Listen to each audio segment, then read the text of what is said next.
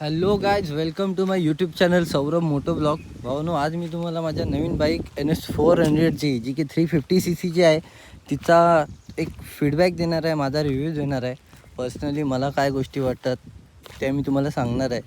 ही bike मी last weak purchase केली आणि घेतल्यापासून ही बाईक 765 किलोमीटर म्हणजे पावणे 800 किलोमीटरच्या दरम्यान बाईक चालवलेली आहे.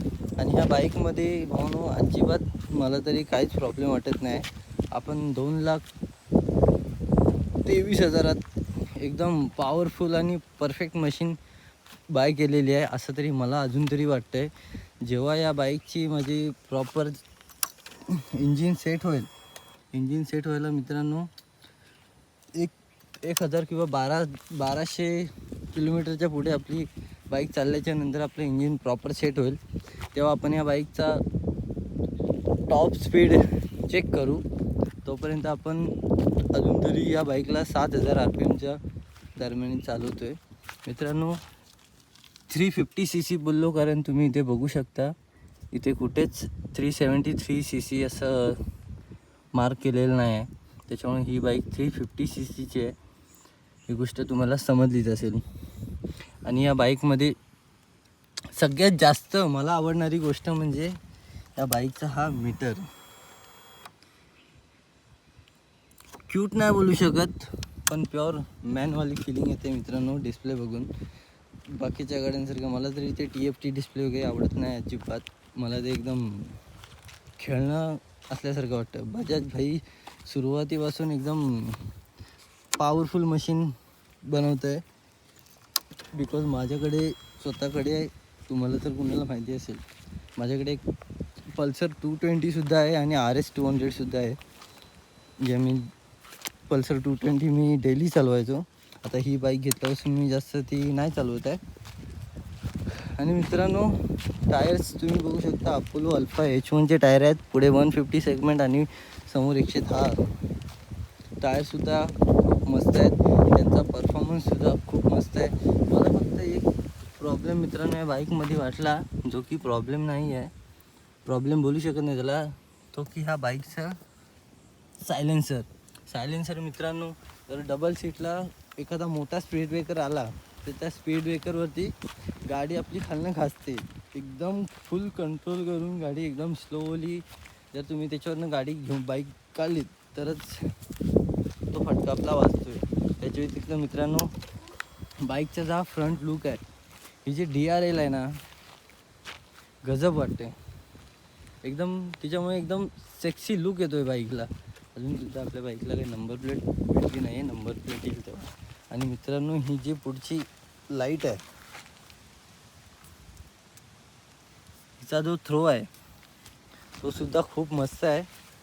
नाईटला तुम्हाला एक्स्ट्रा फॉग लाईट वगैरे लावायची अजिबात गरज भासणार नाही, मला तरी अजून वाटली नाही. इन फ्युचर जेव्हा वाटेल तेव्हा मी तुम्हाला नक्की सांगेन. आणि मित्रांनो, कालच मी या बाईकची फर्स्ट सर्व्हिस केली, जे की 700 किलोमीटरच्या दरम्यान मी केली होती. आणि मला जो सर्व्हिस कॉस्ट पडला आहे तो 2,600च्या रेंजमध्ये होता. मला खूप लोक बोलले होते की 2,000पर्यंत सर्व्हिस होऊन जाते, पण मित्रांनो तसं नाही आहे. 2,600चं सर्व्हिस कॉस्ट आहे बाईकची. आणि तुम्हाला जर माहिती आहे, या बाईकला राईड बाय वायरचं फीचर येतं, म्हणजे ॲक्सिलेटर केबल नसते या बाईकमध्ये, सेन्सर असतो, सेन्सरवरती बाईक थ्रॉटल पकडते. आणि मित्रांनो, तुम्हाला या बाईकचा मी एकदा एक्झॉस्ट साऊंड ऐकवतो. बाईक न्यूट्रलच आहे.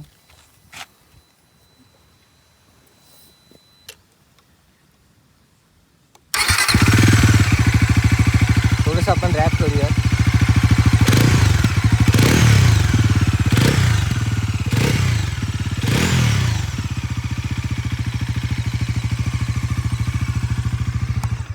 आणि एक्झॉस्ट साऊंडसुद्धा मित्रांनो खूप मस्त आहे. तुम्ही जर 5-6 हजार RPMच्या पुढे गेलात तर तो जो साऊंड येतो आहे ना, एकदम गजब, खूप मस्त आवाज येतो. त्याला मित्रांनो ब्रेकिंगचा ग्रॅमिकाचे ब्रेक कॅलिबर्स येतात, याचा परफॉर्मन्स खूप मस्त आहे. ब्रेक तुम्हाला इंजिन ब्रेकिंगसोबत जर तुम्ही ब्रेकिंग करत असाल तर गाडी जागेवरती लगेच थांबते. तुमचा कंट्रोल कसा आहे, तुम्ही बाईक कशी चालवता त्याच्यावरती सुद्धा डिपेंड आहे. ओव्हर स्पीड मित्रांनो शक्यतो बाईकवरती करू नका. हायवेवरती ठीक आहे, पण आपण जर गावात वगैरे कुठे राहत असाल माझ्यासारखे तर ओव्हर स्पीड नका करू. मी तर आपल्या गावातल्या एरियात मी 4थ्या गेअर किंवा 5व्या गेअरच्या पुढे अजूनपर्यंत 6वा गेअर टाकला नाही, कारण मला कधी गरजच भासली नाही. फर्स्ट गेअरवरती मित्रांनो ही बाईक जाते मला वाटतं फर्स्ट गेअरवरती 60, सेकंडवरती 80च्या आसपास जाते, थर्डवरती 111 काहीतरी जाते, फोर्थवरती 140+. आणि पुढे तुम्हाला माहिती असेल, तुम्ही बाकी व्हिडिओमध्ये कुठे यूट्यूबवरती सर्च केलं तरी तुम्हाला भेटून जाईल, किंवा मी त्याची व्हिडिओ एक पोस्ट करेन जेव्हा आपल्या बाईकची रनिंग 1000 क्रॉस होऊन जाईल. तेव्हा मित्रांनो मी आपल्या बाईकचा टॉप स्पीड काढणार आहे आणि तो मी तुम्हाला दाखवेन. तर त्याच्यावरती आपण एक नवीन व्हिडिओ बनवू. तर मित्रांनो 2,23,000 तुम्हाला ही बाईक कशी वाटली हे मला नक्की सांगा. तुम्ही जर एक्स्ट्रीम किंवा 250 किंवा अजून कुठलीही बाईक घ्यायचा विचार करत असाल, तुमचं बजेट चांगलं आहे, तर तुम्हाला मेंटेनन्स आणि मायलेजची काही पडलेली नाही, तर तुम्ही ह्या बाईकचा विचार नक्की करा, कारण ही बाईक खरंच खूप पॉवरफुल आहे. व्हिडिओ पाहून पुढच्या व्हिडिओत. तोपर्यंत बाय बाय.